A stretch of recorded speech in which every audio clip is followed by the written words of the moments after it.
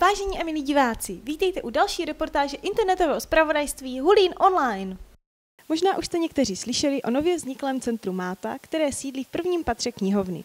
Nyní se zeptáme hlavní organizátorky, co to vlastně centrum Máta je. Dobrý den, moje jméno je Jana Němcová a ve spolupráci se Střediskem volného času za podpory města Hulína se zrodil právě projekt Máta, což je vlastně projekt určený zejména pro maminky na mateřské dovolené a pro jejich děti. Vychází to ze slov máma a táta, proto Máta, a ráda bych pozvala všechny maminky, ale nejen na mateřské, aby se přišli podívat za námi na Den otevřených dveří, kde se dozví o tomto projektu víc a můžou se seznámit s tím, co je tady čeká, uvidí prostory, které jsou pro ně a pro jejich děti připravené a můžou přijít samozřejmě i klidně s tatínkama, s babičkama, zkrátka se všema, které tato problematika zajímá.